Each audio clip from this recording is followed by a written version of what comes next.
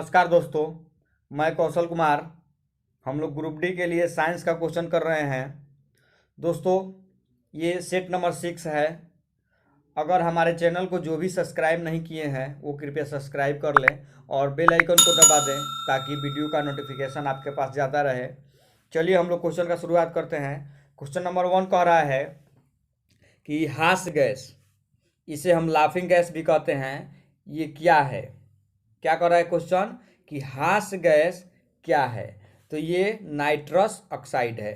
क्या है? Nitrous oxide है। इसका सूत्र होता है N2O। क्या होता है? N2O होता है।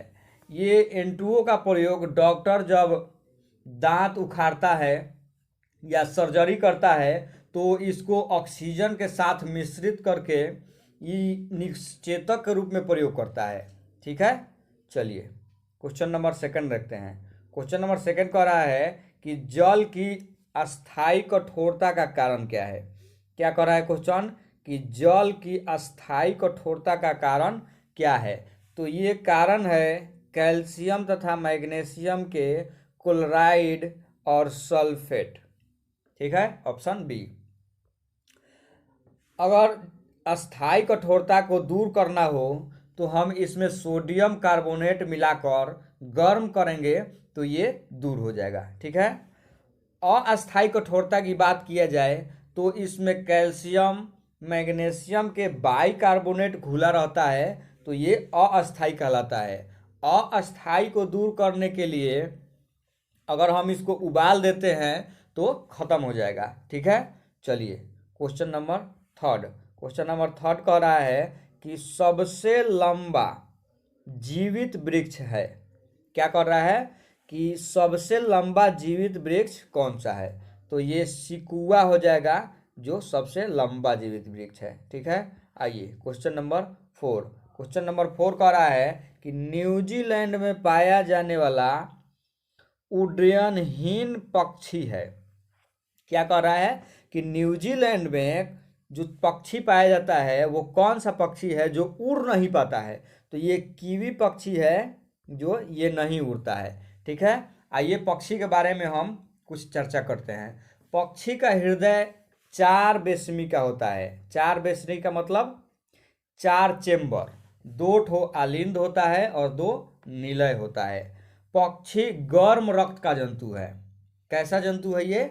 इसका ब्लड जो होता है गर्म होता है। इसमें जनन अंग और गुदा एक ही छिद्र होते हैं। मलाशय और मूत्र मार्ग भी एक ही छिद्र होते हैं। ठीक है, आइए क्वेश्चन नंबर 5 देखते हैं। क्वेश्चन नंबर 5 कह रहा है कि जीवन चक्र, क्या कह रहा है कि जीवन चक्र की दृष्टि से पौधे का सबसे महत्वपूर्ण अंग क्या है। क्या कह रहा है कि जीवन चक्र की दृष्टि से पौधे का सबसे महत्वपूर्ण अंग क्या है। तो ये पुष्प हो जाएगा। क्या होगा? पुष्प हो जाएगा। पुष्प पौधे का जनन अंग है। ठीक है, यहाँ ऑप्शन नंबर सी में दिया गया है तना। तना प्रकुंड से निकलता है, यह पौधे का परोह तंत्र बनाता है। ठीक है, और जड़, जड़ क्या करता है? ये जड़ पौधे का आरोही भाग है जो मूलांकुर से विकसित होता है। ठीक है, चलिए क्वेश्चन नंबर 6 देखते हैं। क्वेश्चन नंबर 6 कह रहा है कि एस्पिरिन है। क्या कह रहा है कि एस्पिरिन है। तो ये एस्पिरिन क्या है? ये एस्पिरिन एक एंटीपायरेटिक है। क्या है? एंटीपायरेटिक है। आइए क्वेश्चन नंबर 7। क्वेश्चन नंबर 7 कह रहा है कि रेडियोधर्मी पदार्थ उत्सर्जित करते हैं। क्या कह रहा है क्वेश्चन कि रेडियोधर्मी पदार्थ उत्सर्जित करते हैं। ये अल्फा, बीटा और गामा, ये तीनों उत्सर्जित करते हैं। ऑप्शन नंबर डी हो जाएगा। ठीक है, गामा किरण की अगर बात किया जाए तो इसका खोज 1900 ईस्वी में फ्रांस के एक वैज्ञानिक थे जिनका नाम हेनरी बेक्वेरेल था। इन्होंने ही किया था। गामा किरण का उपयोग रेडियो सक्रियता में किया जाता है। और एक्स किरण की अगर बात करें हम तो इसका खोज रोएंटजन किए हैं। दीर्घ तरंग की खोज दीर्घ रेडियो तरंग की खोज मार्कोनी किए हैं, लघु रेडियो तरंग की खोज हेनरिक हर्ट्ज किए हैं, और अवरक्त किरण की बात किया जाए तो इसका खोज हर्शेल किए हैं। ठीक है, चलिए क्वेश्चन नंबर 8 देखते हैं। क्वेश्चन नंबर 8 कह रहा है कि डॉल्फिन डॉल्फिन वर्गीकृत किए जाते हैं। क्या कह रहा है कि डॉल्फिन को हम वर्गीकृत कर सकते हैं, इसको हम स्तनधारी में वर्गीकृत करेंगे। ठीक है, डॉल्फिन क्या है? स्तनधारी है। आइए क्वेश्चन नंबर 9। क्वेश्चन 9 कह रहा है कि जब हम बकरी या भेड़ का मांस खाते हैं तब हम, ऑप्शन दे रहा है, प्राथमिक उपभोक्ता होते हैं, द्वितीयक होते हैं, ये सही है ऑप्शन बी। जब हम बकरी के मांस और भेड़ का मांस खाते हैं तो हम द्वितीयक उपभोक्ता होते हैं। आइए देखते हैं प्राथमिक उपभोक्ता किसे कहेंगे। प्राकृतिक संसाधन के प्रयोग पर आधारित उसे प्राथमिक क्षेत्र के अंतर्गत रखते हैं। ठीक है, यानी प्राकृतिक संसाधन के प्रयोग पर जो भी आधारित है उसे हम प्राथमिक क्षेत्र के यानी प्राथमिक उपभोक्ता के अंतर्गत रखेंगे। जैसे में कृषि हो जाएगा, वानिकी, मत्स्य उत्पादन, खनन। ठीक है, आइए देखते हैं कि द्वितीय क्षेत्र में और क्या क्या आते हैं। तो विनिर्माण क्षेत्र अर्थात प्राथमिक वस्तुओं का रूप बदलकर उसे विनिर्मित वस्तु बनाते हैं, उसे द्वितीय क्षेत्र कहते हैं। जैसे में गैस हो जाएगा, जल आपूर्ति, वस्तु निर्माण। ठीक है, और तृतीय क्षेत्र में बैंकिंग, बीमा, सेवा, संचार, ये सब तृतीय क्षेत्र में आएंगे। चलिए क्वेश्चन नंबर 10 देखते हैं। क्वेश्चन नंबर 10 कह रहा है कि निम्न में से समय का मात्रक नहीं है।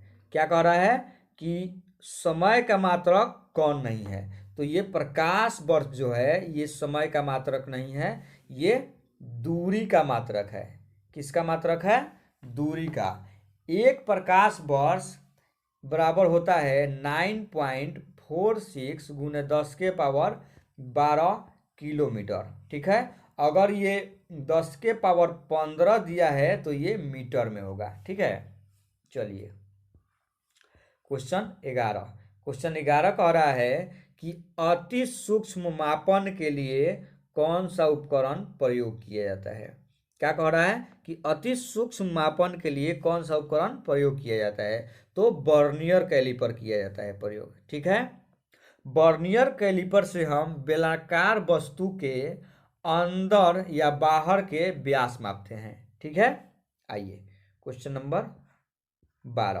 क्वेश्चन नंबर 12 कह रहा है कि सूची 1 और सूची 2 दिया गया है।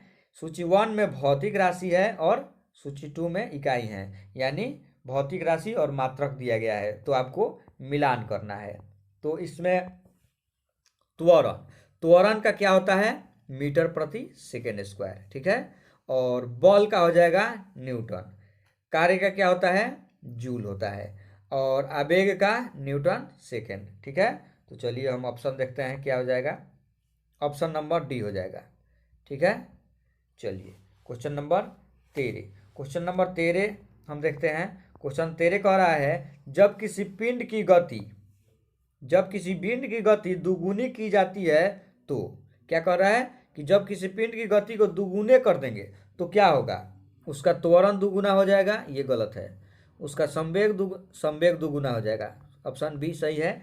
देखते हैं, संवेग बराबर होता है एम भी। ठीक है, P बराबर एम भी, और V को हम दुगुना किए हैं। ठीक है, तो P बराबर हो जाएगा M2V। ठीक है, तो P इजकल टू 2 को बाहर निकालेंगे तो MV। ठीक है, 2 गुना हो गया।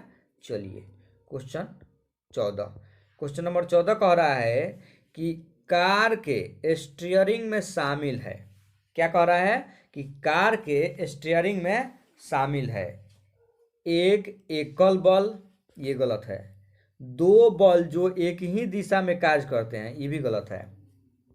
ऑप्शन सी देखते हैं। ऑप्शन सी में है 2 बल जो अलग अलग रेखाओं पर तथा विपरीत दिशा में कार्य करते हैं। ठीक है, तो ये क्या है, ये भी गलत है।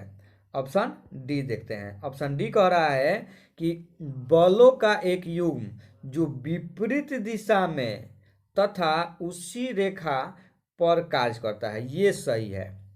क्या है, ये सही है। ये बल युग्म पर कार्य करता है। किस पे कार्य करता है, बल युग्म पर। ये देखिए बल युग्म किसे कहते हैं, जब दो बराबर किंतु विपरीत दिशा में बल जिनकी क्रिया रेखा समानांतर हो उसे बल युग्म कहते हैं। ठीक है, ये जो है ये बल युग्म पर कार्य करता है। ठीक है, आप इसका सबसे अच्छा एग्जाम्पल देख सकते हैं, नल। नल ऊपर वाला ऐसे होता है और आप इधर बल लगाते हैं और इधर बल लगाते हैं। ठीक है, विपरीत दिशा में बल लग रहा है। ठीक है, चलिए क्वेश्चन नंबर 5। क्वेश्चन नंबर 5 कह रहा है कि पिंड का भार शून्य नहीं होगा। क्या कह रहा है, सॉरी क्वेश्चन नंबर 15 है ये। क्वेश्चन नंबर 15 कह रहा है कि पिंड का भार शून्य नहीं होगा। तो ऑप्शन ए दिया है, पृथ्वी के केंद्र पर यहाँ शून्य होता है, स्वतंत्र गिरने के दौरान यहाँ भी होता है। ठीक है, और यहाँ भी होगा। ऑप्शन डी हो जाएगा, किसी घर्षणहीन सतह पर यहाँ शून्य नहीं होगा। ठीक है, चलिए क्वेश्चन 16। क्वेश्चन 16 कह रहा है, निम्न में से कौन सा नियम बल की प्रकृति बताता है। क्या कह रहा है कि कौन सा नियम है जो बल की प्रकृति को बताता है। तो ऑप्शन ए दिया गया है, न्यूटन का प्रथम नियम। न्यूटन का प्रथम नियम नहीं होगा, न्यूटन का द्वितीय नियम, ये सही है। क्या है, न्यूटन का द्वितीय नियम। अच्छा, न्यूटन का द्वितीय नियम क्या होता है, न्यूटन का द्वितीय नियम होता है कि इस नियम के अनुसार वस्तु पर आरोपित बल उस वस्तु में उत्पन्न संवेग में परिवर्तन की दर के समानुपाती होता है। मतलब कि m द्रव्यमान का कोई पिंड है और इसे हम F बल से अगर धकेल रहे हैं तो प्रारंभिक वेग तो u हो जाएगा, और वस्तु मान लीजिए कि यहाँ आ गया तो अंतिम वेग क्या होगा, v हो जाएगा। ठीक है, तो इसमें आरोपित जो बल है ये समानुपाती होगा संवेग के परिवर्तन की दर पर, यानी F समानुपाती m into v minus u by t. ठीक है, ये क्या है, ये त्वरण है। ठीक है, तो आगे इसका हो जाएगा F बराबर एम ए। ये क्या हो गया, फॉर्मूला मिल गया। ठीक है, चलिए आगे देखते हैं। आगे ऑप्शन डी में दिया गया है न्यूटन का तृतीय नियम। तो तृतीय नियम होता है कि प्रत्येक क्रिया के बराबर विपरीत प्रतिक्रिया। ठीक, चलिए क्वेश्चन नंबर 7। क्वेश्चन नंबर 7 कह रहा है कि किसी पदार्थ का वह केंद्र जहाँ उसका संपूर्ण भार प्रभावी होता है उसे क्या कहते हैं। क्या कह रहा है क्वेश्चन, कि किसी पदार्थ का वह केंद्र जहाँ उसका संपूर्ण भार प्रभावी होता है उसे हम क्या कहते हैं। तो उसे हम कहते हैं गुरुत्व केंद्र। क्या कहते हैं, गुरुत्व केंद्र कहते हैं। चलिए नेक्स्ट क्वेश्चन देखते हैं। क्वेश्चन नेक्स्ट कह रहा है कि एक ठोस वस्तु को, क्या कह रहा है कि एक ठोस वस्तु को द्रव में पूर्णतः डुबाया जाता है तो वह भार कम प्रतीत होता है। वस्तु का ऊर्ध्व बल निम्न में से किस पर निर्भर करता है। ठीक है, तो ये वस्तु का ऊर्ध्व बल उसके घनत्व पर निर्भर करेगा। ऑप्शन बी हो जाएगा, क्या होगा, ठोस वस्तु के घनत्व पर। ठीक है, इसका अध्ययन सबसे पहले आर्किमिडीज ने किए थे। ठीक, आइए क्वेश्चन नंबर 19। क्वेश्चन नंबर 19 कह रहा है कि ठंडे प्रदेशों में जहां तापमान 0 डिग्री तक चला जाता है वहां किसान खेतों को पानी से भर देते हैं अपनी फसल को नुकसान से बचाने के लिए। ठीक है, तो ये पानी से जब भरते हैं तो आखिर पानी में क्या होता है जिसके कारण फसल बच जाता है। तो पानी में होता है विशिष्ट ऊष्मा अधिक। क्या होता है, पानी का विशिष्ट ऊष्मा अधिक होता है, इसी के कारण फसल बर्बाद नहीं होता है। ठीक है, चलिए आगे क्वेश्चन देखते हैं 20 नंबर। क्वेश्चन 20 कह रहा है कि ठंडे देशों में कार रेडिएटरों में पानी के साथ एथिल एल्कोहल मिलाया जाता है।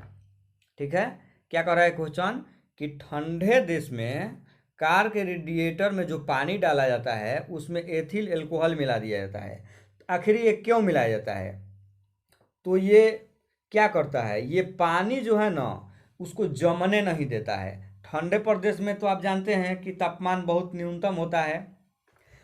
जब तापमान न्यूनतम होता है तब पानी जमने का डर है। अगर पानी रेडिएटर में जम जाएगा तो गाड़ी चलेगा नहीं। तो ये क्या करता है, हिमांक के अवनमन में कार्य करता है, यानी पानी को जमने नहीं देता है। चलिए क्वेश्चन 21 कह रहा है 1 ग्राम ईंधन के जलने से मुक्त ऊष्मा को कहा जाएगा। क्या कह रहा है कि 1 ग्राम ईंधन जब जलता है तो उससे जो उत्पन्न होगा ऊष्मा उसे हम क्या कहेंगे, ऊष्मीय मान कहेंगे। उसे हम क्या कहेंगे, ऊष्मीय मान कहेंगे। ठीक है, चलिए आगे देखते हैं। इसके संबंधित हम कुछ जानकारी ले लेते हैं। किसी वस्तु को अगर हम 1 डिग्री सेल्सियस तक तापमान को अगर बढ़ाएंगे तो जो ऊष्मा की आवश्यकता होगी उसे हम उस वस्तु की ऊष्मा धारिता कहेंगे। ठीक है, चलिए आगे क्वेश्चन देखते हैं 22। क्वेश्चन नंबर 22 देखते हैं। क्वेश्चन नंबर 22 कह रहा है कि मोटर वाहन के पीछे का दृश्य देखने के लिए दर्पण होता है। क्या कह रहा है कि मोटर वाहन के पीछे का दृश्य देखने के लिए कौन सा दर्पण होता है? तो ये होता है उत्तल दर्पण। कौन सा हो जाएगा, उत्तल दर्पण। इसको हम अपसारी दर्पण भी कहते हैं। ठीक है, आइए हम इससे संबंधित कुछ जानकारी लेते हैं। उत्तल दर्पण इसलिए प्रयोग हम इसमें करते हैं क्योंकि यह किसी वस्तु को बड़े जो होते हैं उनको छोटा करके दिखाता है। क्या करके दिखाता है, छोटा करके दिखाता है।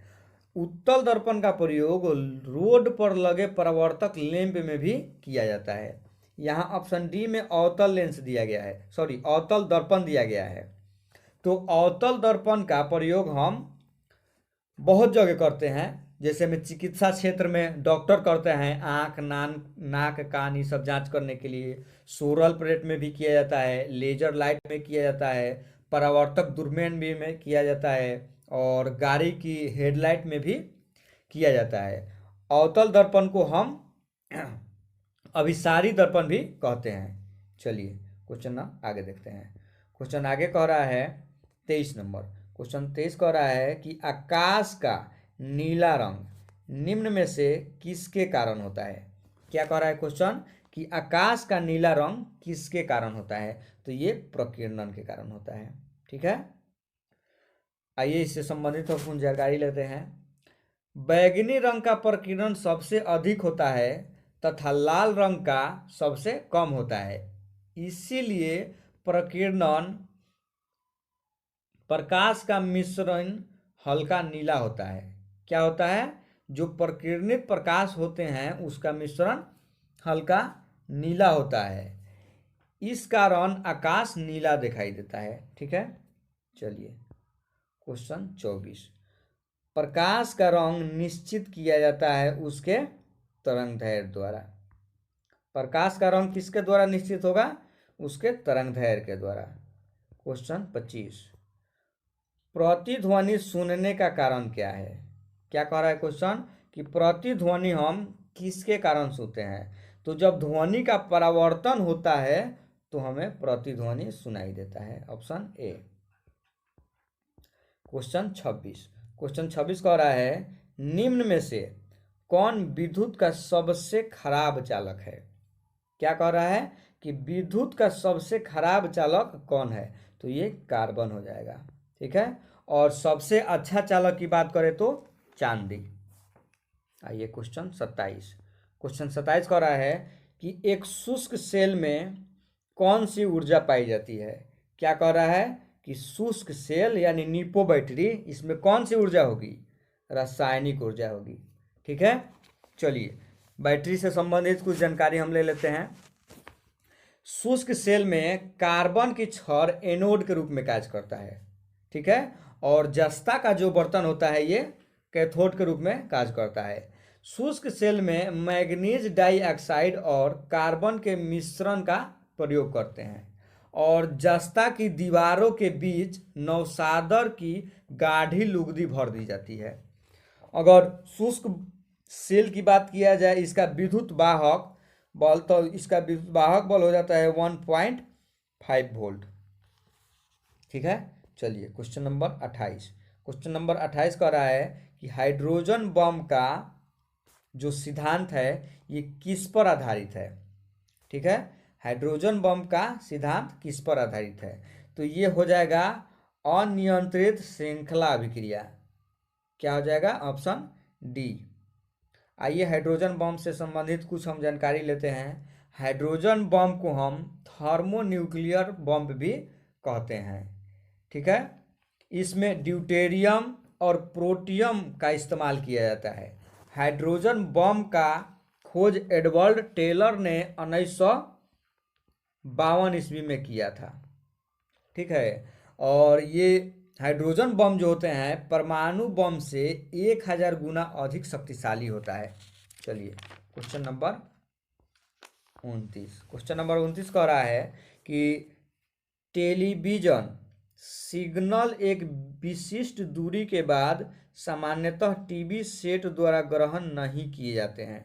क्या कह रहा है कि टेलीविजन सिग्नल जो होता है ये विशिष्ट दूरी के बाद सामान्यतः टीवी सेट द्वारा ग्रहण नहीं किए जाते हैं। तो ये किसके कारण होता है, ये होता है पृथ्वी की वक्रता के कारण।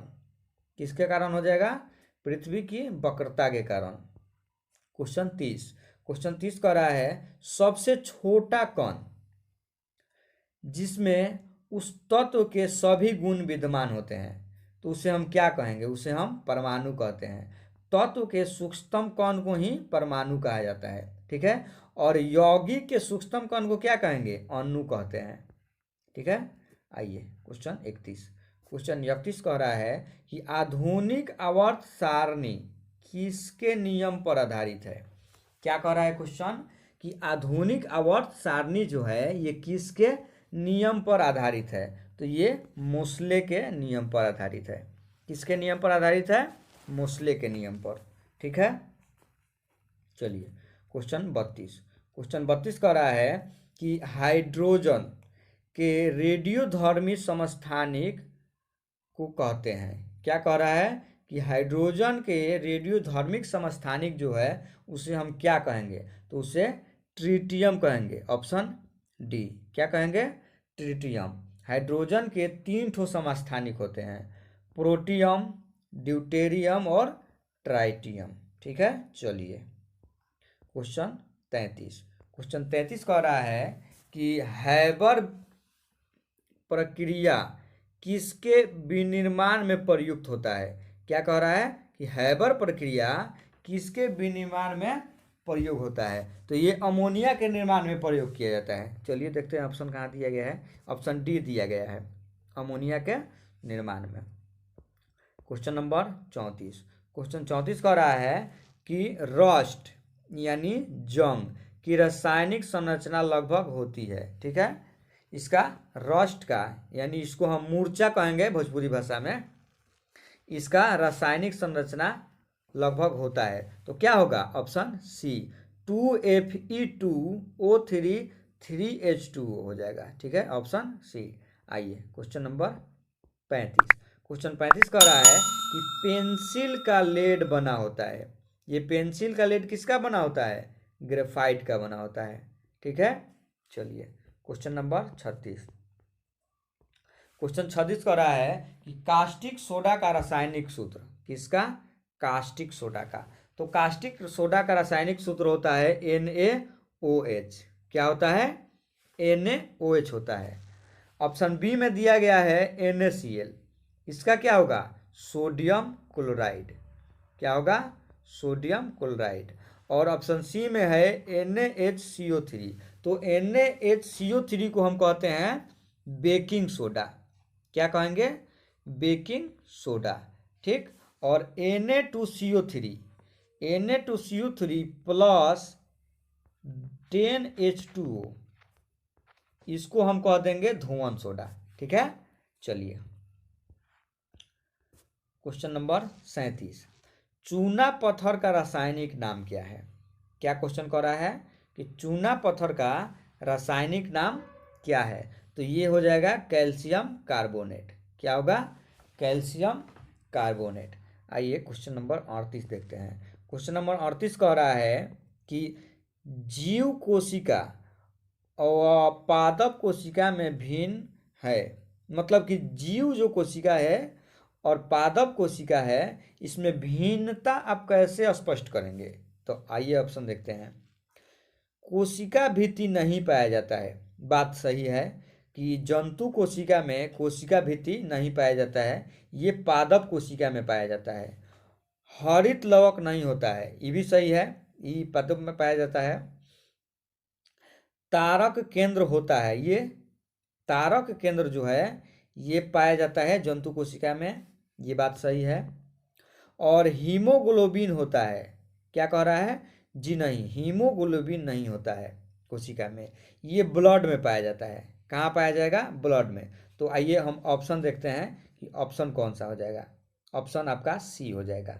क्या होगा, ऑप्शन सी हो जाएगा। चलिए क्वेश्चन 39, क्वेश्चन नंबर 39 कह रहा है कि मानव शरीर में जल का परिमाप लगभग होता है। क्या कह रहा है क्वेश्चन कि मानव के शरीर में जल का कितना परिमाप होता है। तो ये लगभग 70 से लेके 80% तक होता है। ऑप्शन में नहीं दिया गया है, हम ऑप्शन में डी मारेंगे। ठीक, चलिए क्वेश्चन 40, क्वेश्चन 40 कह रहा है कि साधारण मानव में गुणसूत्र कितना होता है। क्या कह रहा है कि साधारण मानव में गुणसूत्र कितना होता है। तो अगर जोड़ा में बोलेगा तो 23 जोड़ा, और ऐसे खाली बोल देगा तो 46 होगा, ऑप्शन बी। चलिए क्वेश्चन नंबर 41 देखते हैं। निर्जलीकरण के दौरान शरीर में कौन से पदार्थ का सामान्यतः क्षय होता है। क्या कह रहा है कि निर्जलीकरण के दौरान शरीर में कौन से पदार्थ का क्षय होता है। तो इसमें क्या हो जाएगा, सबसे अधिक क्षय की बात किया जाए तो सोडियम क्लोराइड का होता है। आइए क्वेश्चन 42, क्वेश्चन 42 में कह रहा है कि खाद्य पदार्थ को हम किस इकाई में मापते हैं। क्या कह रहा है कि खाद्य पदार्थ को हम किस इकाई में मापते हैं। तो इसे हम कैलोरी में मापते हैं। चलिए क्वेश्चन नंबर 43, क्वेश्चन 43 कह रहा है कि निम्न में से कौन विटामिन ए का अच्छा स्रोत है। विटामिन ए का अच्छा स्रोत गाजर है। विटामिन ए को हम, मतलब कि विटामिन ए का रासायनिक नाम रेटिनॉल है। ठीक है। आइए क्वेश्चन 44, क्वेश्चन नंबर 44 कह रहा है कि निम्न में से कौन सा रोग एक जल जनित रोग है, यानी जल के द्वारा फैलने वाला रोग कौन सा है। तो ये दस्त हो जाएगा। दस्त किससे फैलता है, जल के द्वारा फैलता है। ऑप्शन डी में दिया गया है मलेरिया। तो मलेरिया किसके द्वारा होता है, ये प्लाज्मोडियम के द्वारा होता है, और इसका वाहक होता है मादा एनोफिलीज मच्छर। अच्छा, मलेरिया के द्वारा हमारे शरीर का तिल्ली और आरबीसी प्रभावित होता है। ठीक है। यहाँ ऑप्शन सी में दिया गया है चिकन पॉक्स। चिकन पॉक्स को हम चेचक भी कहते हैं। क्या कहते हैं, चेचक। ये वायरस के कारण होता है। तो ये बैरिओला एक वायरस होता है, तो बैरिओला वायरस के कारण ही होता है चेचक। चलिए क्वेश्चन 45, क्वेश्चन 45 कह रहा है कि घटते हुए क्रम में मानव शरीर में विद्यमान प्रमुख जो तत्व है वो बताना है आपको, कि मानव के शरीर में घटते हुए क्रम में तत्व। तो ऑप्शन बी हो जाएगा। ऑप्शन बी में दिया गया है कैल्शियम, फास्फोरस, गंधक और पोटेशियम। ठीक है। तो आइए देखते हैं कि हमारे शरीर में कैल्शियम का क्या कार्य है। ये विटामिन के साथ मिलता है और हड्डी तथा दांतों को दृढ़ता प्रदान करता है। ठीक है। और रुधिर के स्कंदन में भी बहुत अच्छा भूमिका निभाता है। अगर हम फास्फोरस की बात करें तो फास्फोरस हमारे शरीर के तरल पदार्थ के संरचनात्मक संतुलन बनाए रखने में सहायता करता है। ठीक है। चलिए आगे हम क्वेश्चन देखते हैं 46, क्वेश्चन 46 कह रहा है कि निम्नलिखित में से कौन सा किसी ऐसे पौधे का उदाहरण है जो बीज तो लाते हैं पर फल नहीं देते हैं। क्या कहता है क्वेश्चन? क्वेश्चन कह रहा है कि कौन ऐसे पौधे हैं जो बीज होता है उसमें लेकिन फल नहीं देता है वो। तो ये कौन सा पौधा आ जाएगा? ये चीड़ का पौधा हो जाएगा। क्या होगा? चीड़ का पौधा। चीड़ के पौधे से हम तारपीन का तेल निकालते हैं। ठीक है, आइए क्वेश्चन 47। क्वेश्चन 47 कह रहा है कि प्रकाश संश्लेषण में पर्णहरित यानी क्लोरोफिल की भूमिका क्या है, यानी क्लोरोफिल का कार्य, इसका भूमिका क्या होता है। तो ये प्रकाश का अवशोषण में इसका मुख्य भूमिका होता है। ठीक है, आइए क्वेश्चन नंबर 48। क्वेश्चन 48 कह रहा है कि आधुनिक एंटीसेप्टिक सर्जरी का जनक कौन है। क्या कह रहा है क्वेश्चन? कि आधुनिक एंटीसेप्टिक सर्जरी का जनक कौन है। तो आधुनिक एंटीसेप्टिक सर्जरी का जनक कौन हो जाएंगे? ये हो जाएंगे जोसेफ लिस्टर। क्या होगा? Joseph Lister. ऑप्शन बी में दिया गया है एडवर्ड जेनर। तो एडवर्ड जेनर किसका खोज किए हैं?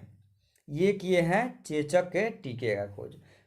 ये लुई पास्चर क्या किए हैं? ये रेबीज रोधी टीका का खोज किए हैं। और विलियम हार्वे ये रक्त परिसंचरण का खोज किया है। ठीक है, आइए क्वेश्चन नंबर हम 49 देखते हैं। क्वेश्चन नंबर 49 कह रहा है कि हाइड्रोजन गैस सूर्य के रासायनिक घटकों में कितने प्रतिशत है।